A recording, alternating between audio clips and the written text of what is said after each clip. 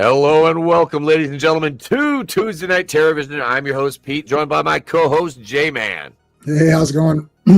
Is going, sir. And it's October Eve, I guess. That Right. we could Halloween season Eve, we call this night. The 30th of September, we're heading into the spooky season. And for those of you out there who may be new here watching on the playback, remember, every Thursday through October 30th, we have a watch party. I know October 2nd says TBA.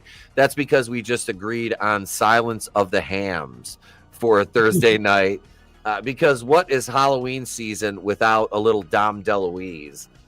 So we're gonna watch Silence of the Hams on Thursday night. And yeah, we just uploaded Troll 2. The commentary is available on Patreon. All these will be available the next day on patreon.com/wrestling with horror 420. You can see we got Nightmare on Elm Street coming up on the 9th, Dream Warriors the 16th, Hellraiser the 23rd, and we'll wrap it all up with a bow on Devil's Night with the original Halloween from John Carpenter, who is the subject of our review this evening. That was a nice little segue there. Yep. We're talking about They Live this evening, and before we even get into it, this is such a good movie. Yep. God. Genius. And I said this before we went on the air. I said it is prophetic. I believe this movie is very prophetic. And you look at the messaging and the in context of the movie, and it's so poignant to today's society, which is very, very, the advertising and the subliminal messaging is so, and the scary thing is that's truly what marketing companies and advertisers do, is they employ those tactics in their advertising. So it's almost like looking into the future, from 1988. And this movie didn't do well upon release, right? But you look at it now and it is absolutely a cult classic, and for very, very good reason. God, I can't. And I think so 8 o'clock in the morning, which is the short story that this is based on. That was written in the 60s. So that's from the 60s. Yeah. And then they did a comic strip, which is like 6-7 pages long, called Nada, just called Nada. And he's called George Nada in the story. And my theory on these movies, because you hear this sometimes with some movies, that today they're still relevant today, or they're even more relevant than today. And the reason for that is that they're always going to be relevant. That the thing about these movies, that they're always going to be relevant, because there's always going to be some sort of distrust of the authority. It's just impossible. Now, the levels of it and how transparent it is can change with the times and technology. Like, for example, right now, we know about advertising, right? So we're on the lookout, and it's through movies like this and other media that talk about a Total Recall, where you're like, oh yeah, hey, wait, they're using tricks and stuff. Like, I didn't, the subliminal inner cunning of stuff. They used to do that all the time with the let's all go to the lobby and get ourselves. Yep. Let's all go to the lobby. Yeah. Right? And there'd be like little cuts in there and put and I think the one guy realized that if he cut popcorn and like butter into the movies, it would get people to want to go get popcorn and butter. I never needed that. I just automatically wanted it. But yeah, that's a gift when you go to the theater, man. I'm like, I don't get to eat this that often. It's like the only time I ever drink soda is at the movie theater. Like, I do not ever drink soda, just ever. It's water or coffee, or my vice is Red Bull. Right. But no, that's my soda right there, is at the movie theater with my big ass bucket of popcorn with all the salt and butter and all that. I get dual layered butter and all that. Like, oh yeah, you haven't put the first layer of popcorn in, and then you put more, and then you butter that, and then you put it again. Yeah. Yes, that's the way that's proper butter. Right. Exactly. So yeah, we're aware of these things now. And then when we're aware of it, we watch these older movies, like, wow, they really were trying to say something back then, but they were trying to say it this entire time. So it's always been the same kind of thing. And it's just the way that it's presented now has changed. But this movie, there's lots of people in chat saying, hey, everybody. They're saying, it's brilliant, holds up, for sure. John Carpenter always did at least in the beginning for sure, like his first 10 or something, he tried to make it what it is. So he didn't be like, oh, I've got to do whatever. It's like, okay, we're making this, they live. It's going to have the political stuff. It's going to have this subliminal messaging. We're being controlled. Our atmosphere is being transitioned into their atmosphere, all that stuff. Yep. And he goes with it. And he delivers it in a cool way, and he always seems to be able to pick either the right actors, the music. I've got the CD soundtrack of this, of course, which is a great soundtrack. Alan Howarth and Carpenter together, man. That's peanut butter and jelly right there. Exactly. That is peanut butter and jelly. Well, here, since we're talking about the movie, let me just play the title card. Sure, yeah.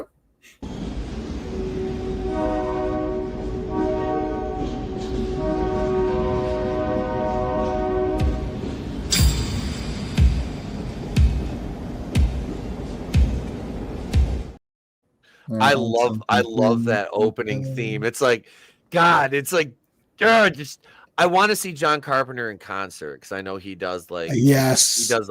I would love to see him in freaking concert, just playing the synth. Oh yeah, please. My buddy actually went. He said it was crazy. Oh my God, that would be amazing. That would be freaking incredible. Well, it's a Western. So you see right there, the music seems like a Western. You got your stranger who's no name. He's a man with no name. They never say nada. He is called George Nada in the story, in the original story. And he comes into town. You and me both, Skyrim. We'll see about that. I don't know. Real quick on that note before we go.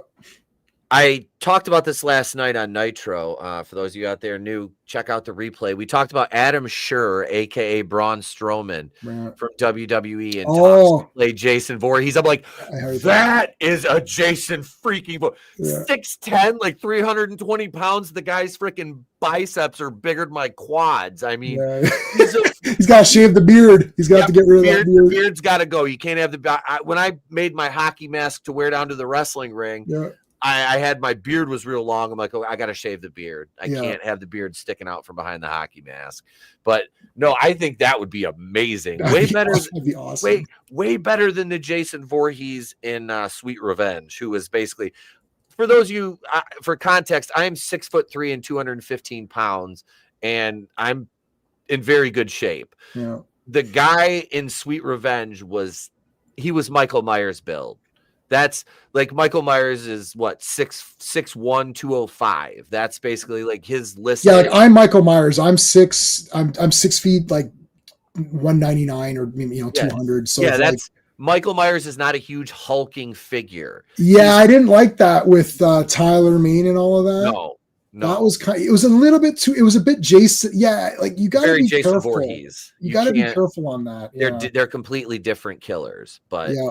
I would love to see Adam Scherr play frickin' Jason Voorhees. That'd be sick, wicked. Yeah. Oh, dude, seeing John Carpenter in concert would be amazing. That'd be awesome. Guy played Michael in the Transformation. The guy who played Michael in the remaster. Also, maybe. Are we talking the James Jude Courtney? Was he the one in the new ones? I don't know. I even though I troll and I say I like that Halloween Kills, I don't really rewatch them that much. Oh, God, wow. Okay, Godzillionaire. You're the first person in the history of the universe that actually got that answer. Nobody knows it's Twincast. I sometimes they see the Autobot symbol. They're like, well, that can't be Soundwave. So maybe it's Blaster, but Blaster's red. But little known fact, Blaster and Soundwave killed each other in the Japanese season 4, and they got rebuilt.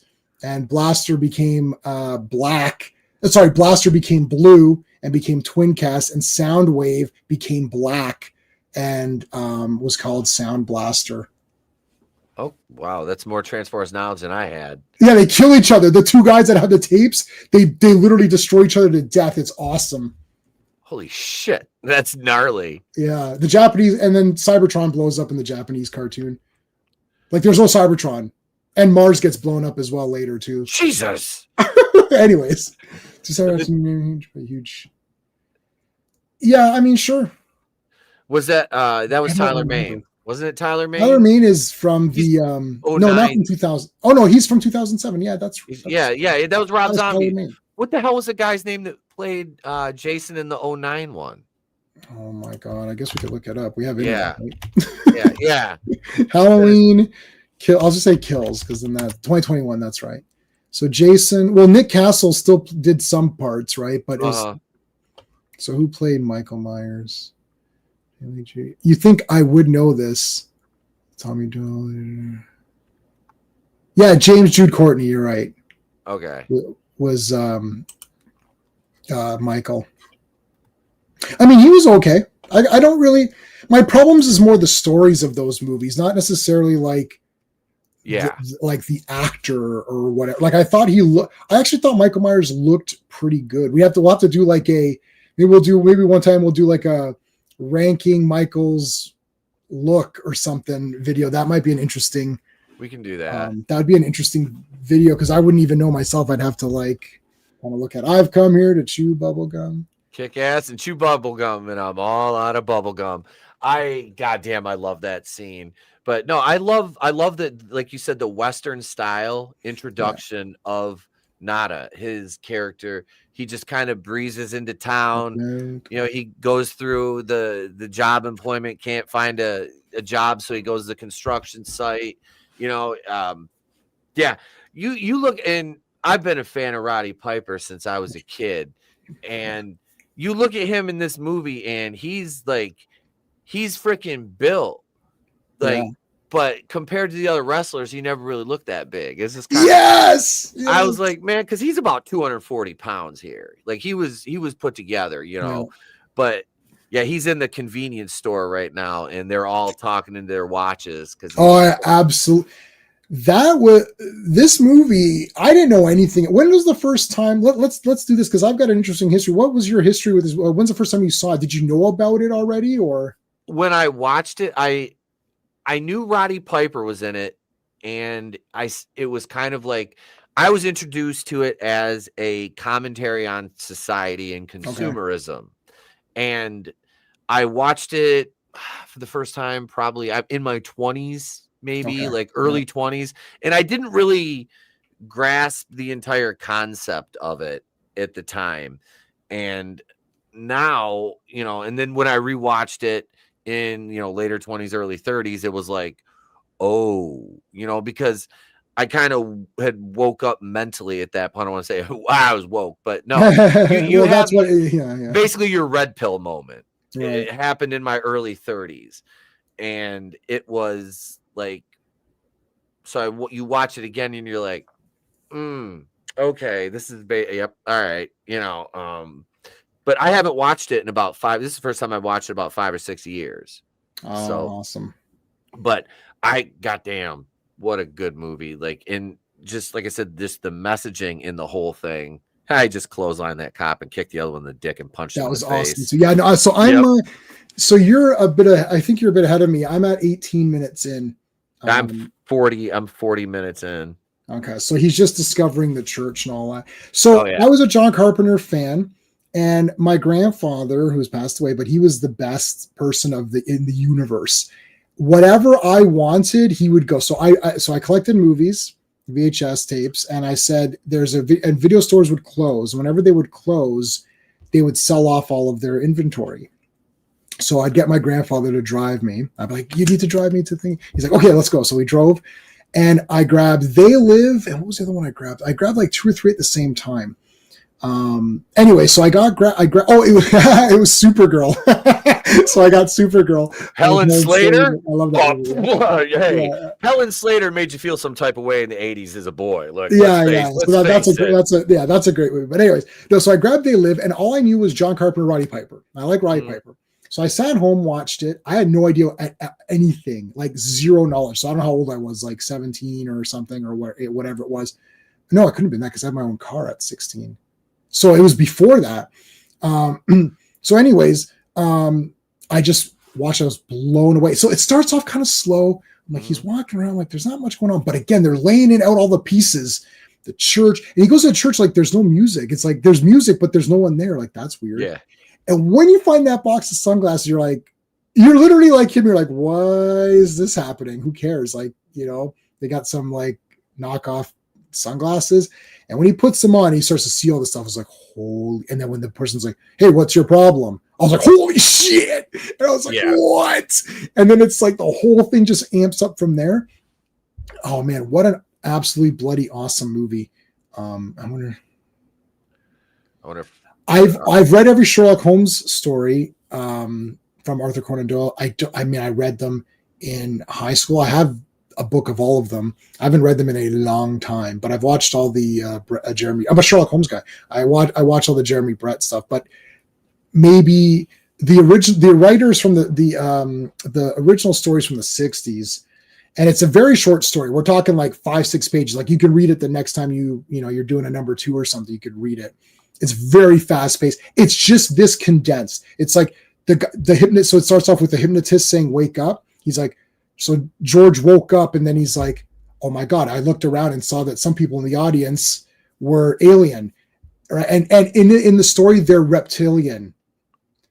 Now the reason John Carpenter didn't go with the reptiles is very obvious because V. It would have been an obvious reference to V. Yep. And V is, I love V. It's super popular. It's a big thing. They would have been like, oh, John is just copying V. So he created his own kind of hollow, bug-eyed, no lips. They took away all of the human features, which makes them gross. Like if you don't have lips, it's weird. Yeah. And the eyes are always like eyes and mouth are like always get messed up. So the audience disagree with the movie's politics. I still love that, Peter. So I'm not sure exactly. See, the thing is that the way, look, you can look at this movie as just a surface level alien invasion movie.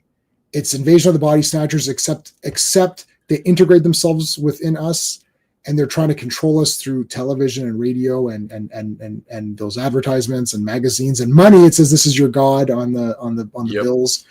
And you just look at it that way. That's the way I looked at it when I was younger watching it. I didn't really think too much about, is this sort of some sort of like, the higher ups are controlling us and it's really the high class people who are all, the aliens. But a lot of people sell out as well, which you can make that out for how you want. Like, they sell out. Sure. I mean, would you have sold out? Like if these aliens had come up to you and said, listen, I think if you didn't have children, you'd sell out instantaneously because you're like, nobody's inheriting this earth. I may as well live life to the fullest while I'm here. Yep. That's it. If you're like, if you have children, what do you do? Say no. You know what I mean? It's like you kind of have to at that point. But I mean, if it's just you, then you get one trip around the rock. You might as well be fucking filthy rich while you're at it. I mean, I got no issue with that. But yeah, it was kind of funny. Was it Buck Flowers? Buck Flowers. I freaking love. What a good. And he was in Friday the 13th part 4. He's like one of the early ones, yeah. And he's in all the John Carpenter movies. Yep. I'm the president. I knew when I got this thing, I'd be president. He's got that voice is the same. He freaking. What up, Draven? Good to see you, brother. Good to see you, brother. Steve's not joining. I'm gonna listen. They're gonna shoot. You got to at least pretend.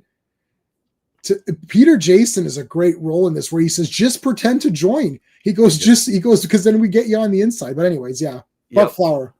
No, his character was great in this. I loved when he got killed at the end. It was just like, it was so satisfying. He was so swarmy, but good, really solid guy. Had a great career as a character actor. And yeah, John Carpenter had a way of doing that with certain people. It was like, just, hey, you're really good at this. Let's use you in every movie. Like, in some capacity. And we were talking about this at the box office. This Mhm. only made $1,700 internationally. Wow. Okay, so if I'm looking at Wikipedia for the grand total. So it's 3 million to make. North American total was 13.4 million, Yep. which is not really not really enough. But I mean, John Carpenter. I think the thing with this movie is you hear this all the time. Oh, it was before its time. Hey, Classic Comics, how's it going? You want to taste the good life, don't you? We all do. Everybody does. We all sell out every day. May as well be on the winning team. Yep. But like, he loves these things. He's got the same cops as in Escape from New York. With the big shields, those like riot guys. The riot shields. Yep. Yeah. He loves doing that. I think after Halloween was so good that they almost couldn't accept him doing anything non-horror. Yeah. But then even when he did The Thing or The Fog, which are both, well, The Thing is obviously great. I don't think that did well. And I don't think The Fog did very well either. And The Fog is awesome. That's a really good movie. Adrienne Barbeau. Oh shit. She's great. Escape from New York is in my top 5 favorite movies of all time. So I have that higher than like Raiders of the Lost Ark, which is crazy, but I love Escape from New York and Escape from LA. I know everyone doesn't like it, but I don't care. But yeah, like this is great. Fog is good. So the way that they're coming and clearing these people out now, here's where they're clearing them all out. Yep. In the story, the drunk Buck Flower is actually killed by Nada. Nada kills him because he realizes that he's a reptile, and they're called the Fascinators because they talk and they hypnotize you. So it's actually the way that they believe that they can hypnotize you. It's not actually technological.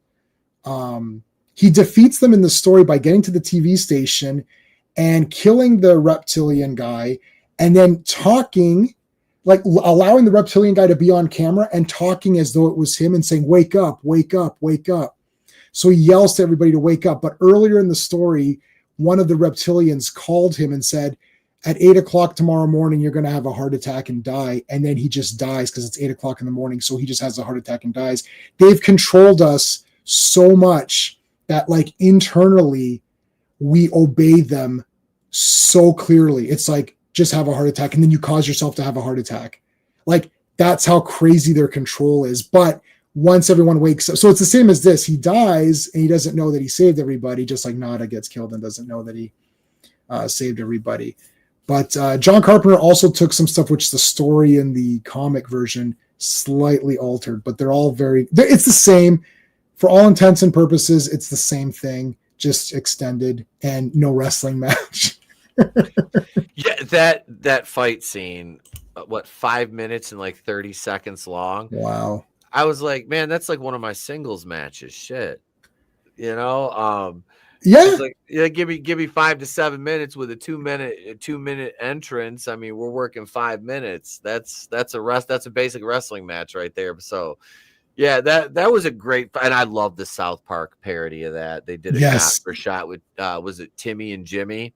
Yeah, I've seen it. Yep. Cripple Fight, the Cripple Fight episode. Cripple Fight! Cartman. Fucking Cartman. No, you really like, I look at this movie much differently the older I am, the older I got, and rewatching it, and obviously now, and yeah, like you said, you can look at it at surface level. It's an alien invasion, or the subtext of society and advertising and government control and hive mind collective. To me, that's a big theme, is like that hive mind kind of collective. It's very pervasive in society, and a lot of that leans back, and not to get too political, but Yuri Bezmenov warned us in 1984 about, the communism, and this is much the same way, the way it infiltrates, and it's a disease, it spreads, and that's exactly like the fascinators, as they called them in the short story. They infiltrate, spread, and It's that it takes over everything. It's all encompassing until it just swallows. Like you said, they're parasites, basically. Yeah. And some people willingly join knowing the fact, and they still join anyways for greed or whatever power. And that's interesting too. And then there's that guy I mentioned him a few times, the British guy who does these breakdowns, and I haven't seen his full day live. I think it's like a couple of hours long. I've only seen it's behind a paywall, so I've only seen a little bit. And he was proposing an interesting thought of, are the aliens, we don't get the society of the aliens. Are they also being forced to do, like, are there aliens out there who are like, no, I don't want to invade Earth? Like if we went back to, how they're teleporting. So this is me adding my own thoughts to this. Is there people on the alien world saying, no, we should stop, protesting, stop invading Earth, let the Earthlings go? Are there aliens protesting their own government in that same way, the way we would be as if it was like an invading force of a war? There's a great Twilight Zone episode. I've got the toy of it somewhere. I don't know if I can find it. Of these there's a woman in a farmhouse, and there's these little aliens that are attacking her, and and it's like they've landed, and they're just attacking her, and she's trying to fight them off and whatever. And she fights them off, and then all of a sudden it zooms into their ship, and it says NASA, and the aliens are like, we landed on this planet of giants, and we were the invaders in that. It's Twilight Zone, so there's going to be a twist to it. Yeah. But interesting, like, what are the aliens like? Are is there some of them who are like, I don't want to go along with this? Like some of them, everyone behaves a little differently. Like some of them are like, listen, remember the cop comes, he's like, listen, why don't we talk about this? Maybe you stumbled onto something here, but maybe we can work out a deal. So you've got your sort of diplomatic alien guy who's like, hey, why don't we talk this over? Because they don't just immediately kill you. Otherwise, how would they recruit anyone? Yep. Right. And then when he makes fun of that woman, formaldehyde face. You're all right. This one, real fucking ugly. But she gets pissed off because she's getting insulted. So she's like, I've got one that can see. And then it's like, oh shit, here they all come. Who knows what the aliens are like? Like we never got, and then we don't get their perspective. No, and they're integrating because at the very end, I know it's a funny thing at the end to have the two of them, they're having sex and the one guy's an alien, but they marry and reproduce. They want to. So we never saw any hybrid, we never seen any of the hybrid aliens also. And it's definitely established that there's hybrids and humans together. So that's interesting as well. And even when they go to that big high class party, when they sneak in there and the guy's doing this big spiel or whatever, and it's like, well, there's humans there too. And it's like, yes, with our partners, we're doing that. So it's like, it's kind of interesting. There's a lot more going on to think about after the movie ends. If you want to, what I like about John Carpenter movies, you don't need to think about even Escape from New York. There's a lot to be said for that movie too. The President, Air Force One. It's in New York, which is funny. It's like New York is a prison.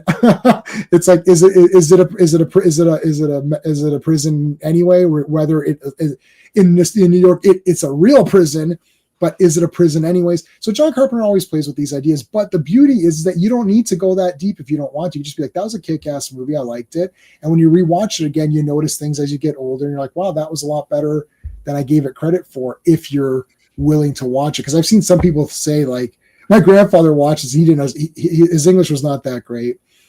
He definitely didn't understand any of this messaging. So he's just watching it. He's like, and when they're fighting, and he's like, why doesn't he put on the glasses? I was like, it's a thing. He doesn't want to put them on. He doesn't want to put them on. All right. So he's just enjoying it as this one guy's discovered these bad guys, and he's going to kill the bad guys and win that. Like, that's my grandfather's level of watching. Yep. Like, he likes James Bond. It's like, James Bond is the good guy. Everyone else is the bad guys. And there's pretty girls. As soon as you start he's not thinking, should James Bond morally be behaving in this way? He's just like, I just want to watch this. Right. He's like, it's not that deep. It's not that deep. So my grandmother thought this is just nuts. She wouldn't even watch the screen. But my grandfather was like, this is pretty good. Just because he wanted to see this guy kill all these bad guys. He didn't really think, it's like, oh, what's the subliminal messaging? He's like, I don't know. And they mentioned, did they mention Cronenberg? and Carpenter. They mentioned John Carpenter. What did they? There's a guy talking about horror movies. He's like all these. He's like John Carpenter, and he mentions a couple of directors' names within the movie, which is good. John, is it? Maybe he says David Carpenter, or he says something where he gets Cronenberg and Carpenter somehow in there. He like juxtaposed the name, so something like that, and the guy says it, and I was like, that was kind of fun. I like the black and white. So the sunglasses are not in the story. He just wakes up and can see them. Okay. That was such, like I said, I didn't get a chance to read the story, so that the sunglasses are just in the movie. I guess they kind of wanted a visual representation it's cool. of that. Yeah. I'm at the bank scene where he walks in. Oh, that's an awesome scene. It's George Romero. Thanks, Digsby. It's George Romero. Guys like George Romero and John Carpenter have to show some restraint or whatever. And Romero is famous, obviously, for the zombies, but they are. Well, I guess in this movie we're the zombies, right? That's basically it. Is again, it's a 180 from what we're, what the norm was. The humans are the zombies in this one. Yeah, they live, we sleep, or whatever. Sleep. And they've got little they got technology and shit going around. That's kind of neat. Mm-hmm. Yeah, the freaking watches. It's like, hey, let me get one of those Rolexes there with the little teleporting thing on it. You know? That was awesome. He got one. He's like, oh, you got one of these, eh? Yeah. Hey, I'm gonna pull this scene up just because let me pull this up here. Let's see. Here we go. Oh man. Here we go. I'll take the claim for this. Freaking Roddy Piper, man. Yeah, that was awesome. I actually liked him a lot. I actually liked a lot of his movies. He did a lot with Billy Blanks, and they did a lot of these very kind of B-grade martial arts movies, which I own them all. He did a few with what's his name? What's the other guy's name? Big blonde guy. I'm blanking on his name. I like Roddy. I think Roddy Piper performed well here when he's trying to convince Meg Foster. And actually, you know what's funny? Meg Foster's eyes, with the way that the color in her eyes, it's like that, those like gray silver. It does match the eyes of of them or whatever. And interesting. I don't know if that was just an accident or if John Carpenter chose her for that as she had joined up or whatever. Yeah. But when he's trying to convince her, he's like, lady, they're all over. We just never saw them before. Like this, what the hell? And then she's like, freaking nails him. She lit him up with that bottle. He goes rolling down the freaking hill. Yeah. Me was watching. That's going to leave a mark. He got nailed or whatever. But okay, lit him up. Yeah. She was awesome too, and then she infiltrated. Basically, she did. So Peter Jason, Hell Comes to Frogtown. Yeah, it's a great movie. I've got that one too. She infiltrates their thing. So the plan was supposed to be, he goes, if someone approaches you, join them, and then we can get someone on the inside. But actually, she got on the inside. The entire movie actually plays out exactly how you kind of want it to, but not in the way you want it. Like, you want him to win, you want him to thing everything, but then Keith David is killed. That totally sucks. It's like he dies, that totally sucks, and she dies, and it's like you wanted them to get together and kind of save the day, but it didn't happen. Yeah. So I remember thinking, I didn't know what to make of it. Like, I actually kind of liked the ending a lot because he died and he gave the FU at the end. But it just escalates. Like, the last 10 minutes, it's like as soon as she comes in and she shoots him. One second, dude. Yeah. Give me 1 second. Yeah, you're fine. No, it was a very cool scene. He just shot, I've got the movie playing in the background, and he just shot the little orb out of the way, which was just sitting, hovering. Which right. I love those. That was so Phantasm. The orbs, like the. So I couldn't hear you. That was my mom calling, and she never calls. Like, it's always a text, so I thought it was an emergency, but it's fine. Okay. Yeah. Okay. Sorry. Yeah. What did you say? No, the little orbs, the tracking. Yeah, They're drones, as it were. Yeah, the drones. Again, they're using drones. Isn't that good? In 1988, that's basically what those were. Yep. God. Yeah, he's like, come to show him where I am, huh? Not nice. Or whatever. Now, in the story, they do have in the story, and the comic, the aliens eat humans. They eat them, and there is not in the comic, but in the story, there is alien weaponry. They shoot these darts or something. So Nada gets a alien gun. They didn't go with that here because the whole thing here is blending, making them believe, that they're really there. So I can see how like trying to get alien guns would be kind of weird because no one ever discovered an alien gun before, or, it just would have. I feel like more people would have been onto them if they had. So all their technology is masked behind the hypnotism or whatever. I love that. Yeah. Now I'm at what we just watched with the chew bubble gum. That was in one of the games, wasn't it? Doom or one? Or it was. I think it was Doom. Yeah, Doom. I think it was Doom. I love that scene where all the police. It's like right past there. Meg Foster is driving with. Nada in the car, and you see the cop cars go by, and then there's a bunch of cops just randomly running behind the cars. I'm like, they didn't have another car for these guys? Like, get them a car, man. You guys are the foot patrol. Like, what? Yeah. Oh, this guy in the bank, this security guard was a terrible shot. He completely missed Roddy Piper. But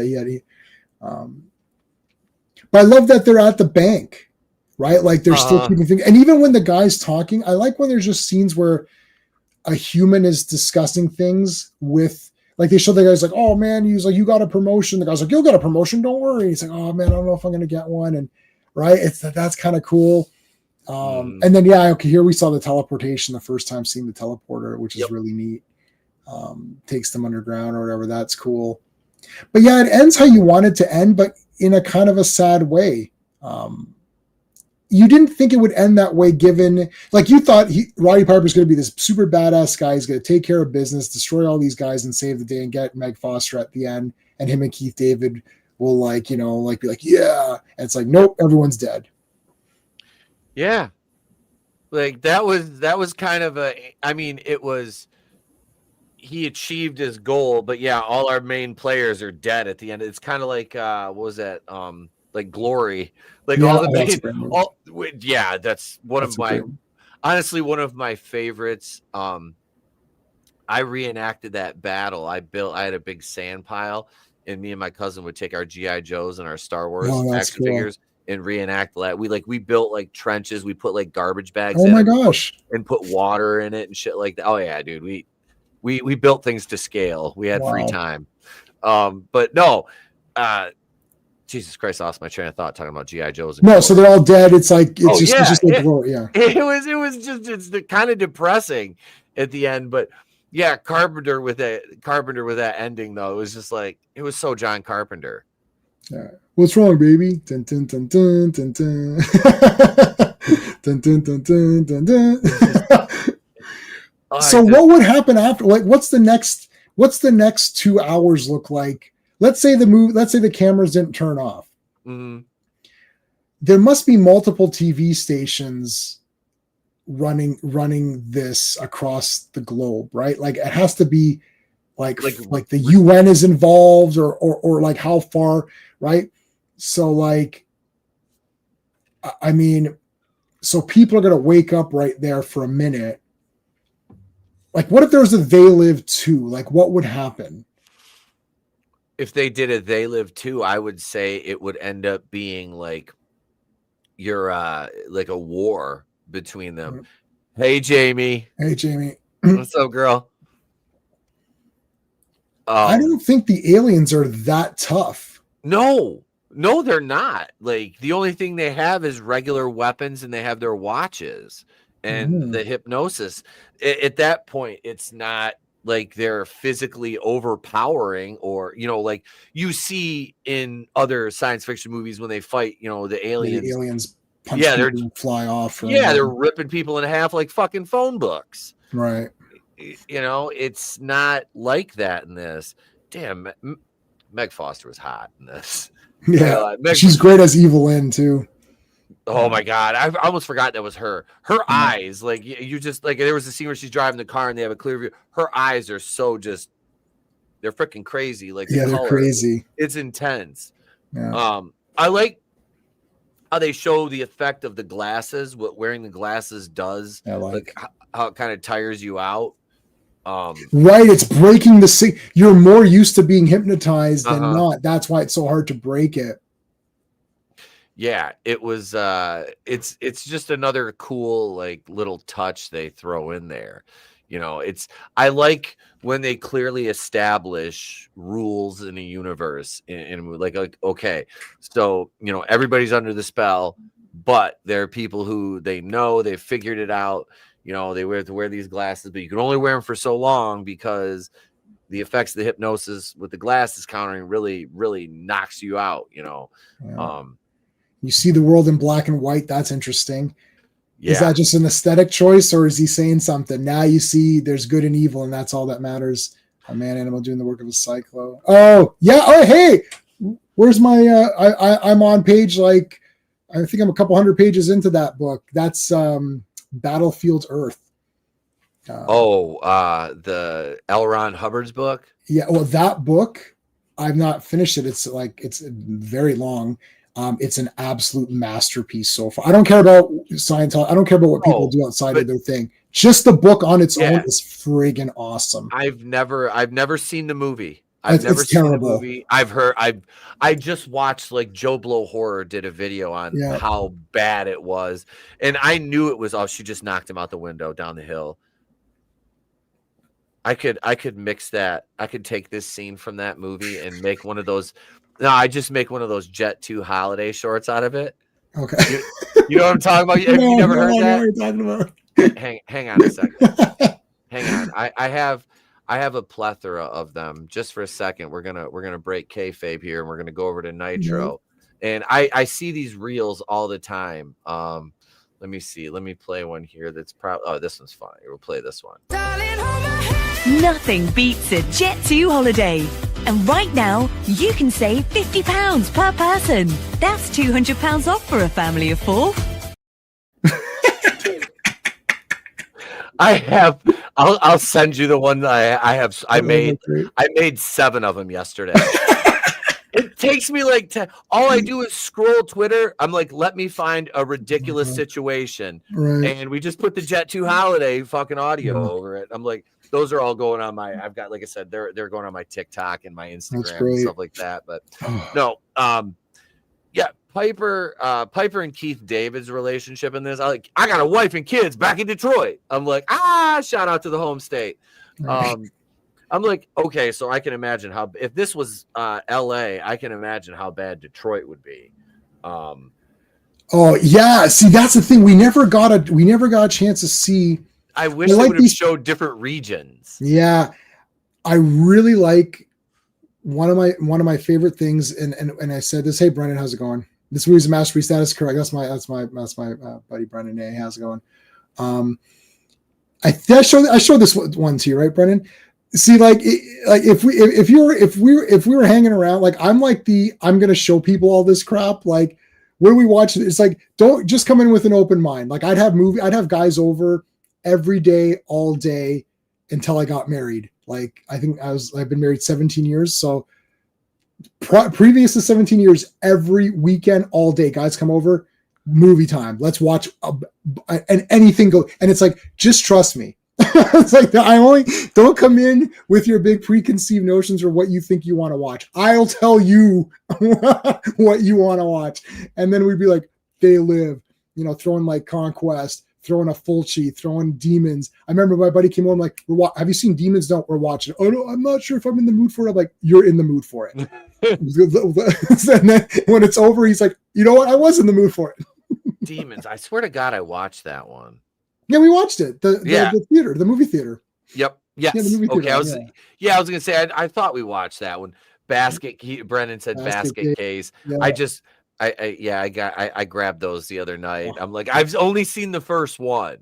So masterpieces. I get to watch the second and the third one. I'm gonna rewatch the first one too. That's great.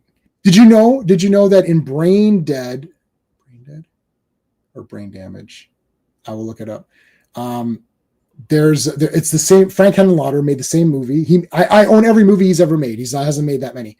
And there's a guy who has this thing called Aylmer, which is like this weird slug that attaches to you and it like pumps drugs into your brain. And there's a part where he's all messed up and he goes on a subway and sits down, and Dwayne comes in with the basket and sits across from him, and the camera pans back and forth between them and they're looking at each other, and then Dwayne gets all freaked out and leaves. So the basket case guy gets freaked out by the guy from Brain Damage or whatever. It's surreal because you're like, if you haven't seen Basket Case, you're like, what is happening in this scene? Like, why is there this random basket guy? But because you know what it is, it's like, what? And like, it would literally be like Freddy coming to sit down on the subway next to Jason. You're like, why are these two? We know both those characters, but in this movie, it was so random. Yeah. Anyway, so yeah, he just got knocked down. Here come the cops. Now, do you think that she had sold out? When do you think she sold out? I think she already had at that point because she was like pretty high up at the cable network. That's right. So you have to imagine if this has been going on for any length of time that she look at the place she lives. She's driving a really nice BMW. She lives in this like expensive, was it like a condo? Yep. It was like a really nice fucking condo. Yeah. So I think she had already sold Old McDonald at that point and was, working hand in hand with the devil. Yes, that's why she tried to kill him. And then she probably got her orders saying, why don't you, because you've made contact, why don't you pursue that and see what you can learn or whatever. I felt like I felt her. It was Brain Damage's name, and Frankenhooker. I own Frankenhooker as well. If you haven't seen Frankenhooker, have you seen Frankenhooker? I have not. Oh my God. It's an absolute masterpiece of masterpieces. And there's a pimp called Zorro, and he marks his girls with a Z, like a. Oh my God. And this guy loses his wife. His wife gets killed in this lawnmower accident. So he goes around finding women he has his wife's head. So he's reconstructing her body, but he makes her entire body out of hooker parts. So then she becomes a default hooker.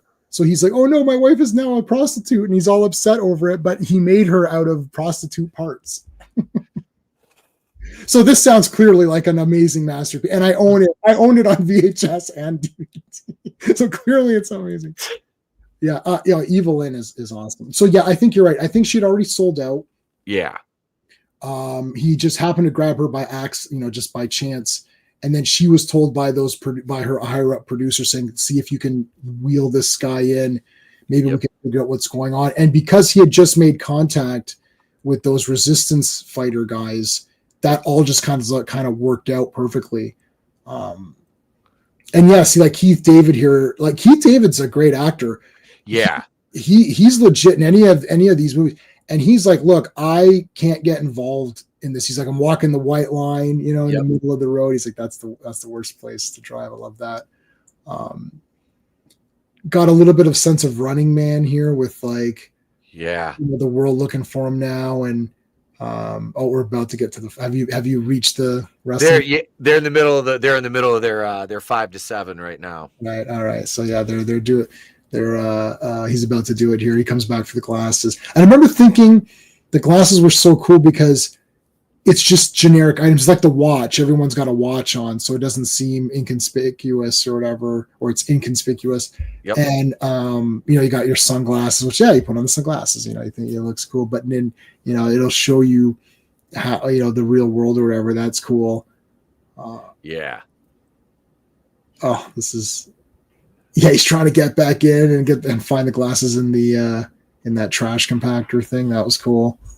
I was like, oh shit. I was like, I couldn't remember. I'm like, does he almost get? I'm like, no, he gets stumped out. Okay, I couldn't remember at first when I heard the truck start, and then he just tilted up. I'm like, and then the guy drives away with the fucking dump truck, like the garbage truck, all the way up. I'm like, has he not noticed the back? All right, whatever. Yeah, like what the hell was he doing? Like I don't understand what this driver was doing. Yeah, maybe he didn't care. I don't think he cared.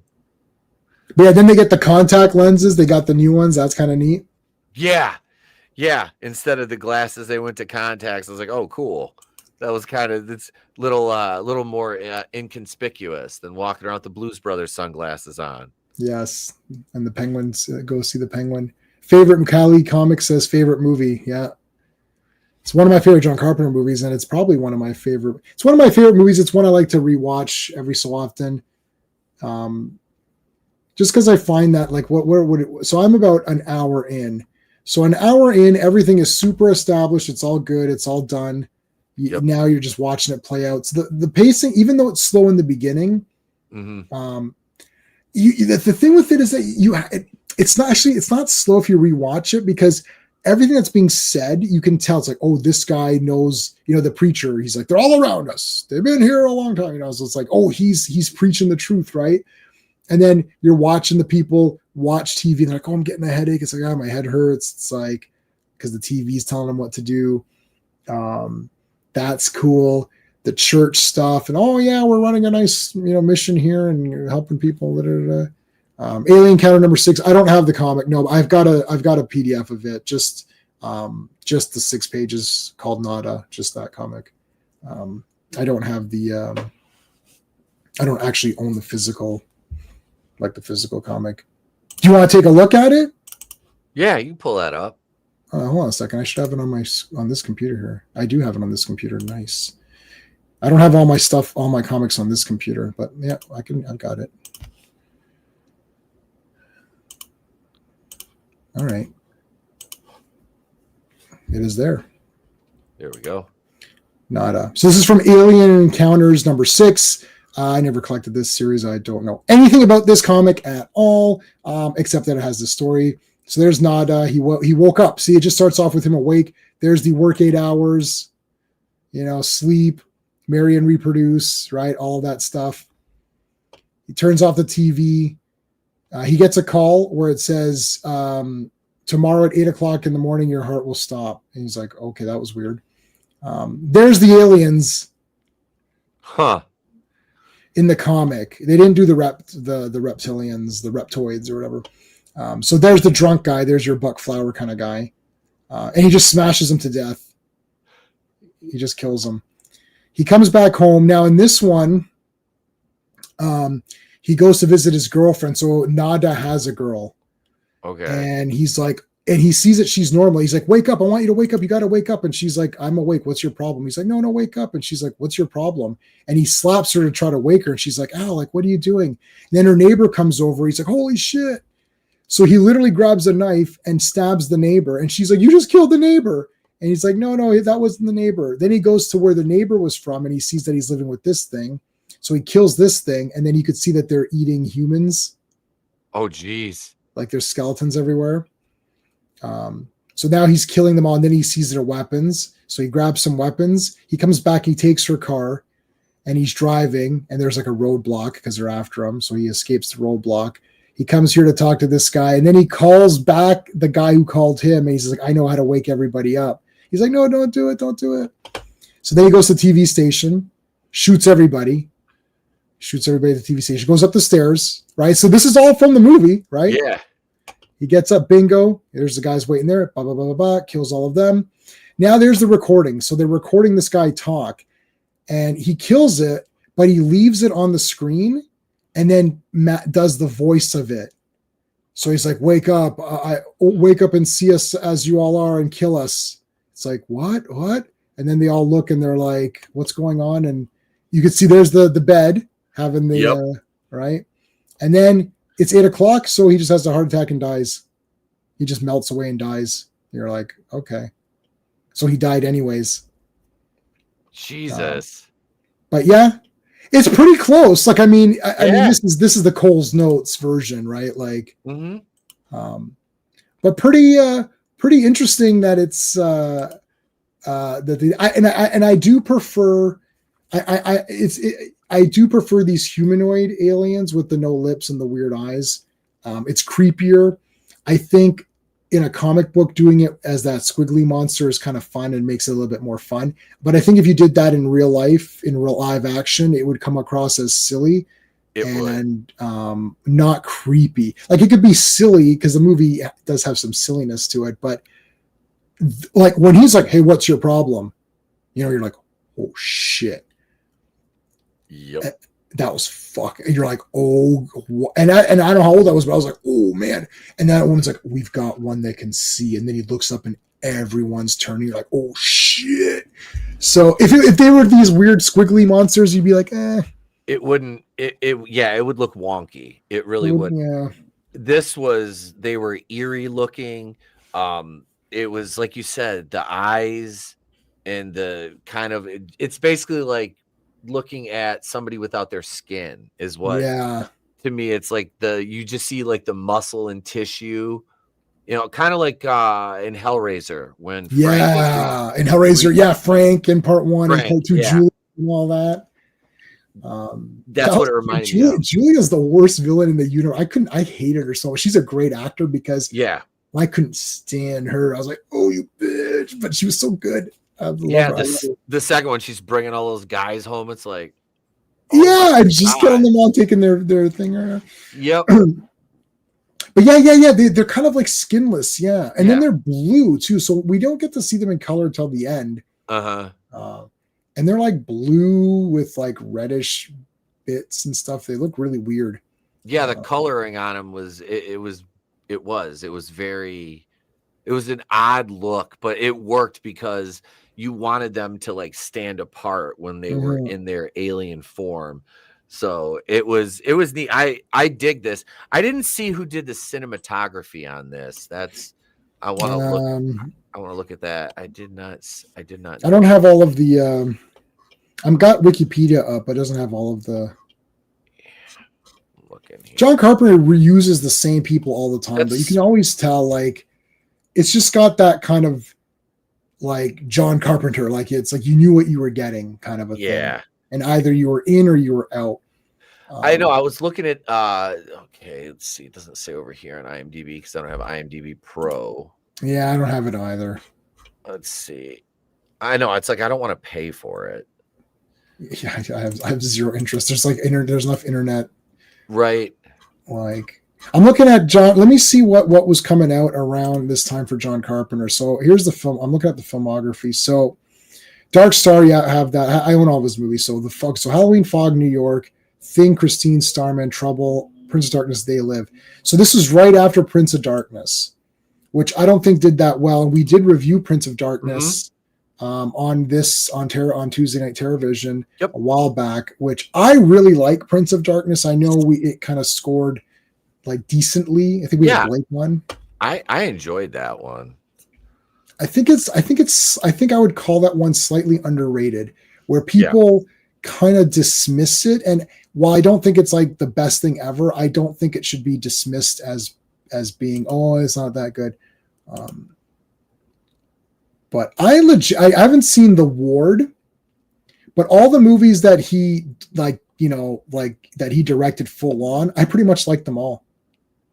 Even Village of the Damned, which is a remake, but it has Christopher Reeve in it. And he's my hero. Dude, that was a good movie. That was a really good movie. That was a great concept too. Yeah. It's one of those. John Carpenter did a couple of remakes. That's one of them. What's the other one?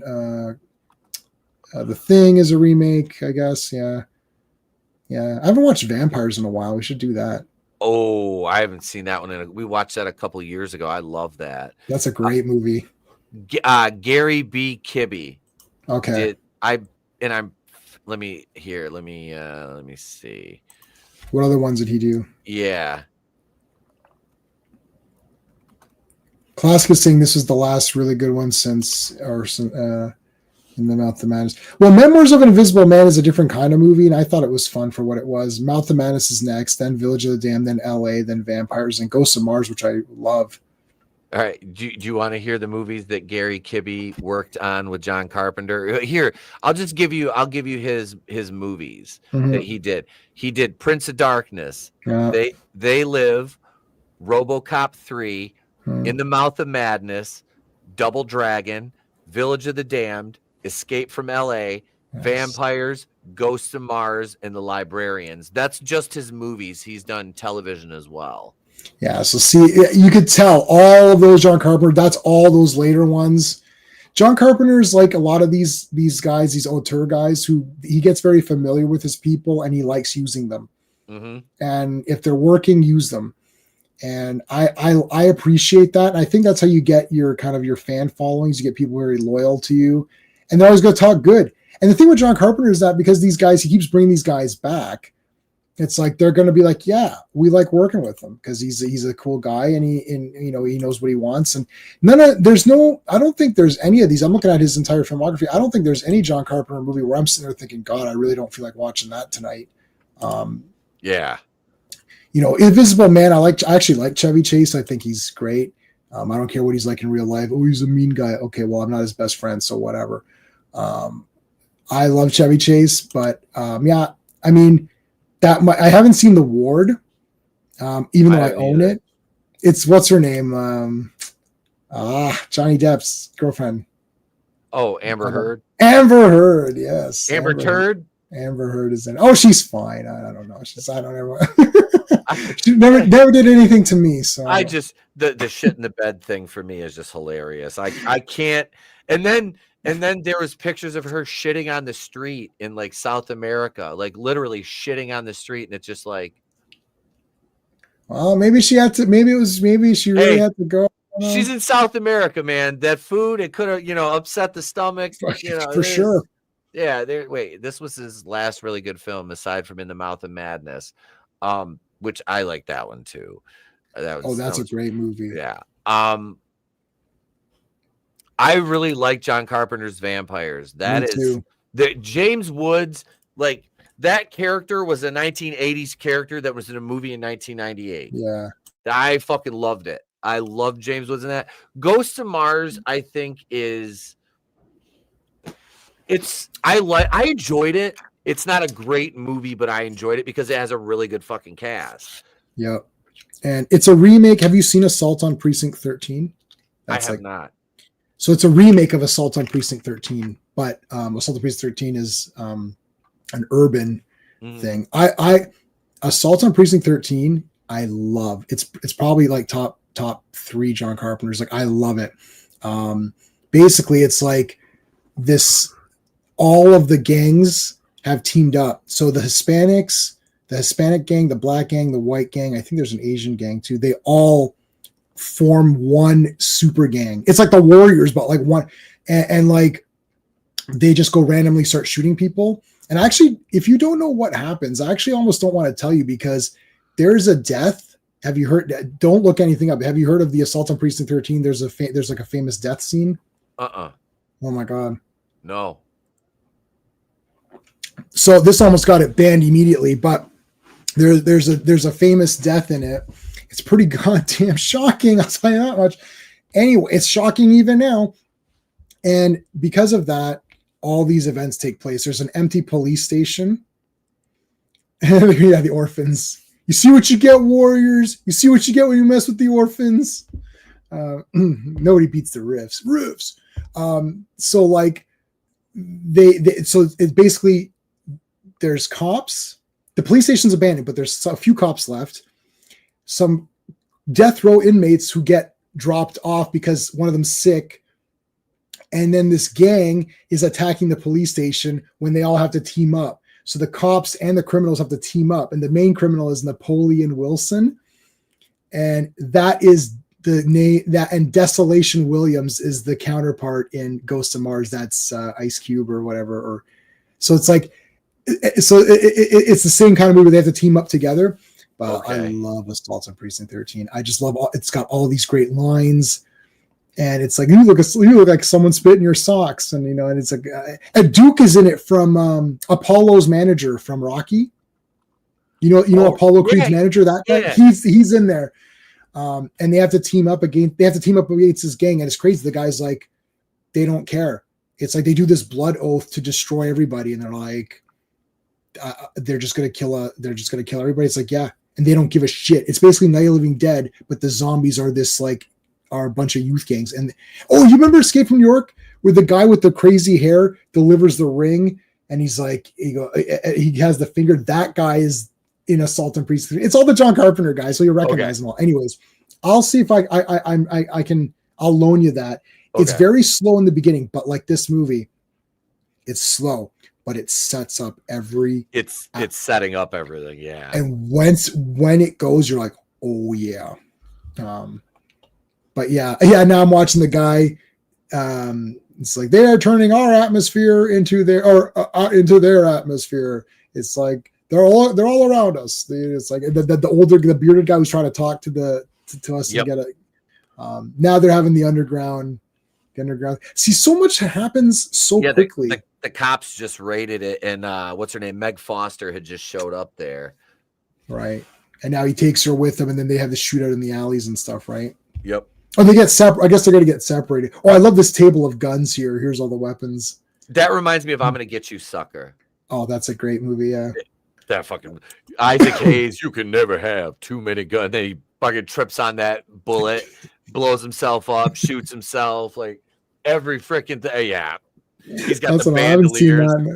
I haven't seen that in ages and ages. Yeah, it's like a jokey blaxploitation.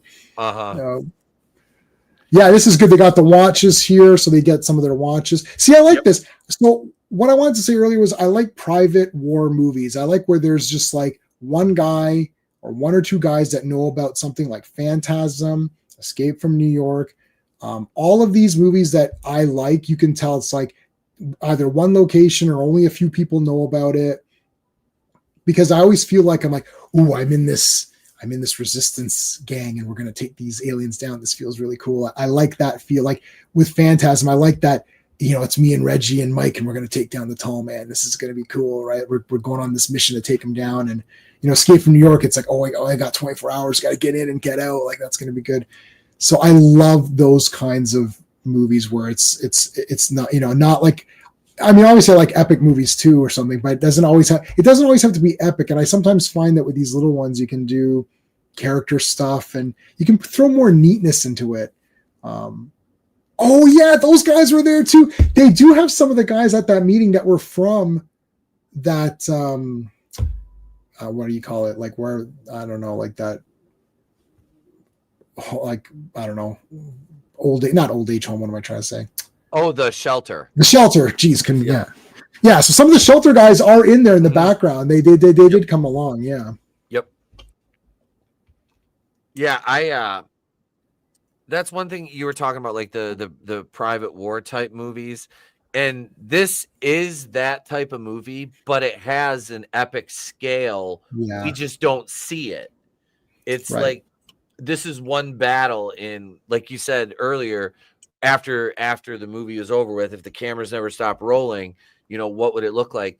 You would see these skirmishes breaking out all over the place and people, resisting. And like these police officers, not all of them were aliens. So are they going to turn on, on the fascinators in this? Yeah. Which I really like that. It's almost to the point where you're like, I want to see a sequel to it, but I don't, because John Carpenter's not going to do it.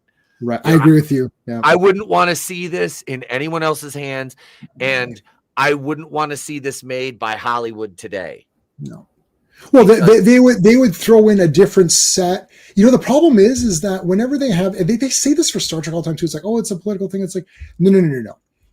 Star Trek deals with, dealt with, and this deals with like a theme that's common to everybody. The way that they do now with politics, and this is why these movies suck. Here's why here's the lesson. Here's why they suck. Because you're restricting it to your American hyper leftist idea of what it is. That's not a generic thing. Like this movie can work in any country. Like you could have the same movie in Germany or something, like in France. It's just be like, oh, France. It's like, oh, the story wouldn't change, right? It's like, because it's universal, right? Like there's going to be hierarchies, and the people on the low end are not going to trust the people on the high end. So you're going to be like, yeah. You see, they're all aliens and trying to use us. That works no matter where. where you are. The problem is that when you make it so hyper politicized within your own region, that it becomes, even me in Canada, sometimes I've seen some of these movies that come out and I'm like, I just don't have any reference to this. Like I can't get into this movie, whether it's good or not, because you've made it so like one-sided. No characters ever challenge each other. Like in this movie, the characters challenge each other. Mm-hmm. Like Keith David doesn't just put the glasses on and be like, wow, you're right. Oh my God. He's like, no, I don't, like, this is all nonsense. Like, what are you talking about? Like, you're crazy. Right. And they can't write that. In Star Trek, they could. Because people say this now for Star Trek, saying, oh, it was always about politics and social issues. No, it was about generic social issues, but everyone's perspective was shown. So one character would be like, I think we should do this. And one character would be like, no, I don't agree with that. And then there would be discussions. That doesn't happen now. There's no pushback. So this movie today would be like, oh, we can't trust this authoritarian leader who would look and sound exactly like your current leader. And then it would be like, you see, they're doing all these bad things, yet everyone else is not doing anything bad, where that's fake. There has to be different levels. Like even with it, see, Buck Flowers sold out. Yep. Instantaneously. He sold out for nothing, but look where he's coming. It's like, he has a character. He's poor. He's a drunk. He had nothing going in his life. Of course he's going to sell out. But Meg Foster selling Molly or whatever. Is it Holly or Molly? I can't remember. Whatever. It was Holly. Holly. She sold out. Yeah, but she sold out from a while back because she is so high up. So those are two different perspectives right there. Then you've got your construction worker. He's a drifter. He's just he's a simple guy, simple guy. I just want steak and potatoes. I'm not, and that guy becomes your hero. Fine. It's like you've got another guy who's like, I don't believe you. I'm not going to join up with you. This is nonsense. This is crap. Then you've got other people, and they did it in such a way that you don't feel like, if you sit there and don't have the exact opinion. Someone said this earlier in the chat saying, I don't agree with the politics in this movie, but I still love the movie. Right. That's the trick, because if you just want to watch the surface level narrative, it's still cool. Yep. You don't need to dig any deeper. My grandfather thought that was a great movie. Didn't understand anything. I said, what about the subliminal advertising? He's like, I don't know what that means. I said, oh, if you like, he doesn't know. Right. Yeah. He doesn't. He's like, why did he was, I think he was asked, like, why does it say that stuff? I said, oh, it's to trick your mind. He's like, but then they don't see it. I was like, I said, don't worry about it. The bad guys lost. It's like they lost at the end because now everyone can see them. Right. That's good enough. Hollywood is incapable of making that kind of film right now. There's no nuance. They can only present their one point of view. They'll beat you over the head with the message. And the thing is, this, like you said, this has mass appeal. You could watch a version of this with an audio dub in any country, and the message would remain the same. Hollywood would make it so it would be a group so niche that it would apply to like 0.0030% of the population, and it would be something so ridiculous that people would just roll their eyes to the back of their head and tune it out, and it would be forgotten in 5 minutes and would never become a cult classic like this did. This did because the message was always there. It just needed to be discovered by the wider audience, and it didn't get that exposure upon its initial release, because 1988 was a very jam-packed year for movies. Yeah, and then Batman's coming in 89, and all these big super movies come out. Like, like the way that they would do it is, they would have some sort of the president would look like your president, and then I'm sitting here saying, you know what? I don't need to see some movie making fun of their president. Like, I don't care. Like, that would immediately turn me off. This is why in movies that have a president, they never name them unless it's historically. Like, unless it needs to be there for history, right? Like the president in Escape from New York is just the president, right? Like it's not like, now that's a future movie, but like, when you watch these movies and he's like, oh, Mr. President. And then Mr. President is never Air Force One. Like, that's not a guy. Like, I don't think he's a guy, right? Like, I don't, like in Watchmen, it was Nixon, but that's because it has to be Nixon because of that story that they're telling you. But otherwise, it's just generic person saying, "Mr. President," and it's not anyone specific, right? As soon as you make it, hey Tony. Hey Tony. As soon as you make it someone specific, you're alienating everybody because I'm like, I don't know who that is. I don't know his mannerisms. Yep. Is this supposed to be an anti thing? I read one comic and it looked like it looked like a Donald Trump thing, and then I'm like, is this some anti-Trump comic? I'm like, yeah, I'm done. It's like I'm reading superheroes. I don't care. I don't want to read it, and it turns me off. That's the problem. They don't know how to make just a movie. Just make a generic movie. If you want to have an evil president, then make an evil president, but don't make it so obvious that I'm supposed to sit and be like, oh, I see what you're doing. How clever you are. Right. Would you like a pat on the back? Very clever. Yeah. So you tell them, don't break your arm jerking yourself off. Right. Are you making a movie or a political statement? Then go on Twitter and type your statement out. Don't waste my 2 hours. I want to see this week. Look, they're going to the alien planet. That's cool. I love that teleport scene. Like the guy's got his briefcase. He just walks right up like he's just going home from the office. He's catching the fucking subway, you know? Yeah. That's so, so this it's casual. Go back to my original question when we started. How are the aliens oppressed? Because it's a job. Mm-hmm. Like he's showing up. Okay, today I got to pretend to go to the supermarket and recruit some people. Maybe there's a recruit. Maybe you can do something really funny where they're like, the alien guy comes back. It's like, so did you recruit any humans to join our cause? No, you're supposed to recruit one a day. Your quota, you've only got, it's like, you've only done 3 this month. Oh, it's so difficult. Some of them don't want to join. Right. You have the alien perspective, and it's like one of the biggest, like he's a loser. Yeah. He's terrible at his fucking job. Yeah, he's terrible. It's like watching the Michael Scott of right mind control recruitment. He's completely inept, has no idea what he's doing. They don't give him the watch or anything. When am I going to get my watch? Listen, you need to recruit at least 3 humans before you get a watch. Did you kill any humans? No, I can't kill any of them. I feel bad. They're cute. It's like, no, right? They're the enemy. And you could see this unlocked your imagination. Yep. Right. And we talked about something privately, my buddies and I, about, and then, or because of. So for an example, it's like when movies do this and they say, and then this happens, and then this happens, and this happens, that's not as good as because this happens, because of this. So because he ran into Holly's going to try to infiltrate, right? And then because she comes to try to infiltrate, that breaks up that entire thing. I mean, because of that, their plans go haywire. They have to quickly go to the station. But because they go to the station, all these people are going to get killed now. And because of that, Holly's forced to kill Keith David, because I'm not sure. I don't think she wanted to kill Nada. I think she legit wanted saying, why don't we go back together? Let's go, you and me. I don't think she wanted to kill him. I think she has something that's coming up right now.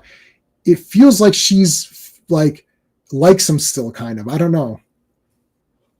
Yeah, the hallway shootout scene is where I'm at. That is so fucking good. Yeah, again, I'm like, hey, you guys have M16s. Why don't you grab the dead guy's guns and basically just because you got a full magazine that way because they didn't even get a shot off. Anytime someone doesn't pick up a gun, it always irks. I don't care who it is. John Carpenter is my favorite. He's a master, but I always think I think the Dolph Lundgren Punisher movie was the only time where he would reload and grab other weapons. I was like, yes, finally. The Dolph Lundgren Punisher movie is one of my favorite action movies, by the way. And it's the best Punisher movie, clearly and by far. But anyway. I have no disagreements with that. Yeah, well, it's Dolph Lundgren, and he's like one of the greatest humans of all time. So right. I don't. They're just if he dies, he dies. Oh my god, there's no way Stallone would have. That's I think as a kid, that's why I first learned that movies were fake. Yep. I'm like Dolph Lundgren's going to destroy this person beyond physics. Like he's going to be paste. So, yeah. It's awesome. It's like he is the best. Oh yeah, the definitive He-Man. Oh yeah, well yeah. He looked like the real He-Man. Yeah. You're like, that looks like the toy. Wait, it's not the best Punisher movie. It's only Punisher in name. So are all the other ones. But he acts like the Punisher, which is he's a hero and he fights the bad guys. He doesn't this getting drunk and all this. That's all Garth Ennis's bullshit Punisher series. I have the entire run of Punisher War Journal, which is the real Punisher.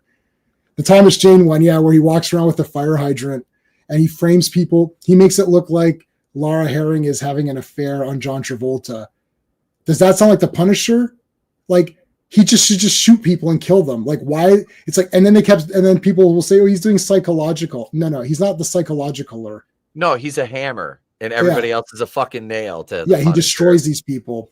Like he had a fake fire hydrant and pretended that the guy parked in front of a fire hydrant so he could get a ticket, so he could frame him to make it look like he was having an affair. I'm like, what movie is this? I'm like, is this the Punisher? Like, wouldn't the Punisher be a lot more badass about this and just shoot that woman? Mm-hmm. Anyways, I've got 4 million points on that Thomas Jane movie, and it sucks. Even though I tried watching it about 3 times. I'm like, let me watch and I'm like, nope, it still sucks.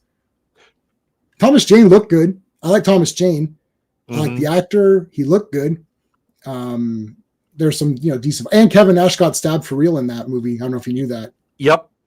That's crazy. Yeah. He talked about that in an interview. Yeah. Kevin Nash, man, was awesome. Oh, yeah. But anyways. Okay, so we're back. Yeah, he just shot the satellite dish. I want to rewind it a little bit here because I want to see. Pretty much done, yeah. Like. Yeah, I want to see her kill Keith David. Yeah, so they're going up. Yep, there she is. Shot him right in the fucking dome. Keith David, right? Yep, she is. So watch when she. Okay, so watch when she is gonna and see if listen to what she's saying. She doesn't want to kill Nada. I think she wants like. No, I didn't get that impression either.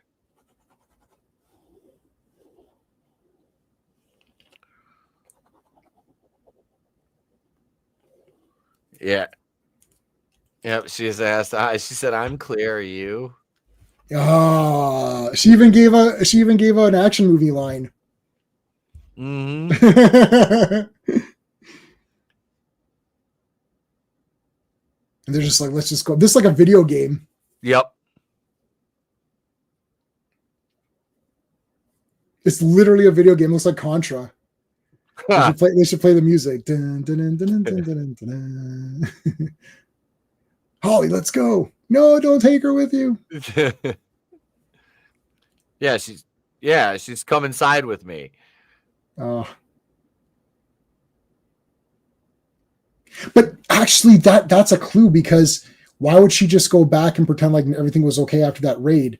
The thing is, they do it so quickly that there's no time to talk about it, because in real time in the movie, it's happening so fast that you don't have time to figure out what's happening. And actually, she starts to pull out the gun right before the cut. Yeah, that was awesome. Boom, and he's dead. It was an off-screen kill, so maybe. Maybe he's still alive. No, he's dead. Yeah. It was just a flesh wound. It's just a flesh wound. He's fine. It's only a flesh wound. Get back here. How about the? Oh, he's gonna shoot the satellite. Yep. There's the. Yeah, he just gave the middle finger. Yeah, Hey, what's wrong, baby? Yeah, Gloria, you look like shit. Yeah, that was awesome. Man, poor Gloria. Right? That's like pouring perfume on a pig. She was just trying to read. Yeah, the guy in the bar is sitting there, the alien staring at the fucking TV, and everybody else is looking at him like, what the like, okay, if that, oh, here it is right here. Yeah, Marion reproduces right over her left shoulder. Yeah.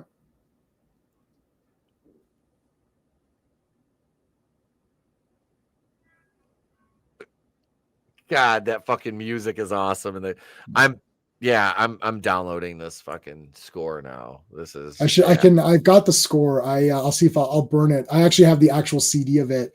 I used to collect CDs as well. Now a lot of them stuff you could just get digital, but like, I mean, to find some of these soundtracks were just like, it was impossible. Like I have Assault on Precinct 13 as well, and that has such limited music that they had to they had to throw in extra. It's basically Assault on Precinct 13 and other, and then it gave you like themes. But They Live, I got the full soundtrack. I got the full Ghosts of Mars soundtrack. Oh shit! I got the full Village of the Damned. I got Escape from New York, of course. Hey, Angry Gamer. What else? What other John Carpenters? Village of the Damned. I think I used Village of the Damned in one of my university movies. We made movies in school, so I used Village of the Damned soundtrack for a couple of them. Oh, there's a TV. This is great. Yeah, you look like shit. I really do. I mean, I don't even really think we need to score this one. It's 10 out of 10. 10 out of fucking 10. Yeah. I mean, really, you can't. What are you going to mark this movie down for? I have no idea. I mean, it's a poignant fucking cult classic, goddamn masterpiece, and John Carpenter is just, yeah. That's what makes me. Well, the movie was a critical. It was a box office failure. I'm like, was it though? Okay, so it failed at the box office, but you have people 40 years later talking about, some of his movies and, 30, 35 year, whatever. But, we're approaching 40 years for this one. God, isn't that crazy? There's toys, there's dolls. It's referenced in games. John Carpenter said this. I believe it was on Escape from New York, but he said that he goes, whenever someone says, "Oh, what's your favorite movie?" or "What do you think was the best movies?" he's like, "What you have to do is you have to wait 10 years." He's like, wait 10 years and then look back and say, okay, what were the great, because it takes a while for it to impact, right? You need it time. You do need time. And 10 years seems like crazy, but this is my problem with I just saw this movie, X movie, and it's my favorite movie and it's the best. It's like, hold on a second. Same thing with all of these franchises. This came up on our conversation privately, where an acquaintance of mine had said Prey was the best Predator movie. It's like, firstly, it's not. It's like the maybe second worst or something.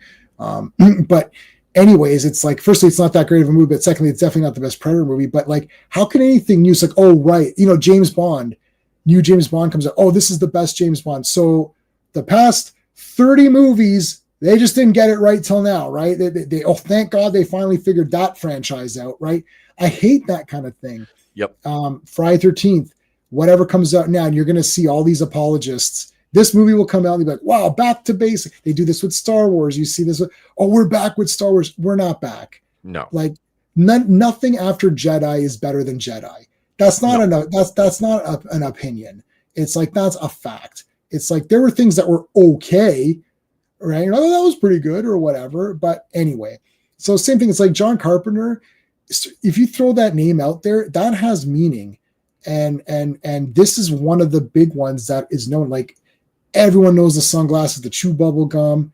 You can quote the lines. People know the basic story. Yeah, there's the subliminal advertising, like Ghosts of Mars. Ghosts of Mars is awesome, Angry Gamer. I liked it.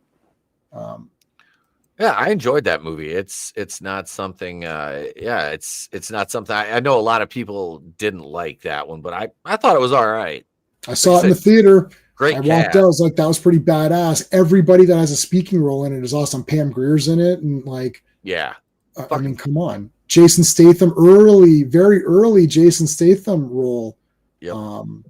Natasha Henstridge. Oh, Natasha Henstridge. She's Canadian, so we're keeping that one. There's a few we'll trade off, but there's a few we got to check with me, guys, if anybody wants. Not her.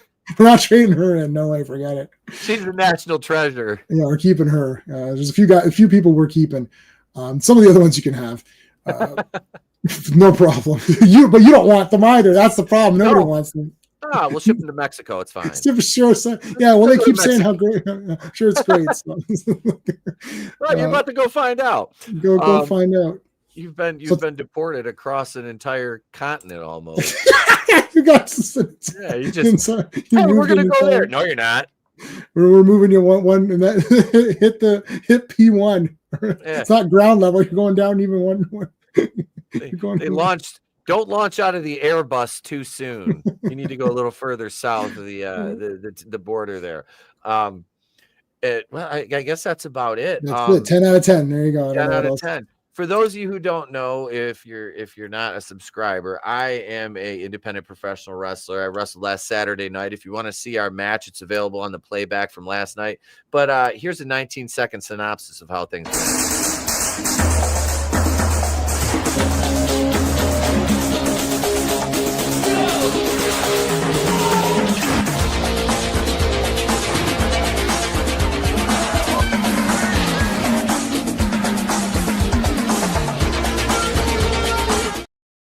Yeah, we came out to the Miami Vice music because our stable name is Midnight Vice. We're getting our shirts made with the Miami Vice style logos and shit. Yeah, so check us out. Links in the description. Super Shogun Wrestling on YouTube. J-Man's link is in the description. Go subscribe to him, guys. I threw up all of our links. I threw yours up because there's some people watching from my stream, so I threw yours up too. Yeah. Thank you, guys. We are doing a watch party for Silence of the Hams on Thursday night. That'll be available on Patreon. Our Patreon is in the description. We just uploaded Troll 2. That's available right now. The full commentary. You go over to the Patreon. All the commentaries are full. You get to watch everything uncensored. I have a Halloween Resurrection video. The very last Halloween movie I have to cover, and I can finally move on. I started reviewing them back in 2021. I did the 2018 one, and I've done the rest of the franchise except for Resurrection, which was a holdover from last year. I'm out of practice when it comes to producing videos, gang. I haven't done that many because time. So yeah, I'm saving the worst for last. I would rather watch that one than the Rob Zombie movies, which we reviewed those. I had to split that stream into 2 episodes on re-upload because it was a 4.5-hour stream to review both those Rob Zombie movies. And I had 15 to 16 pages of notes on each movie. They were painful. But no, yeah, they hurt my brain. But God. Yeah, but yeah, next week, Nick Bergman from Wendigo Pictures will be joining us right here. We'll announce Thursday night. I'll let you guys know what movie we're covering. I'll tell you tomorrow. I'll find out, Jay. Awesome. But yeah, that's it, gang. Thank you so much, J-Man, for being here, brother, as always. And yeah, subscribe to J-Man's channel. And like I said, links in the description. J-Man, put them in the chat. There was, here's the, one more time, there's the schedule for the remainder of the Halloween season. It says TBA for this week because I made this yesterday. I didn't get a chance to update it. But yeah, Silence of the Hams, 8:05 Eastern. All our streams are at 8:05 Eastern unless we decide to start late. But thank you, everybody, for being here. We appreciate you, gang. It is Halloween month eve, so I'll be probably wearing my I can't wear it to school tomorrow because of enhanced security protocols now. I was gonna wear my Michael Myers mask to mass tomorrow, but with my suit, just wear my Michael Myers mask. I don't think that'll go. They know it'll be me, but I won't do it. Anyway, gang, I'm Pete from Wrestling with Horror for J-Man. If we don't see you, have a great day at Pleasant tomorrow. We'll catch you on the next one. And remember, it is always better to burn out than fade away. Deuces.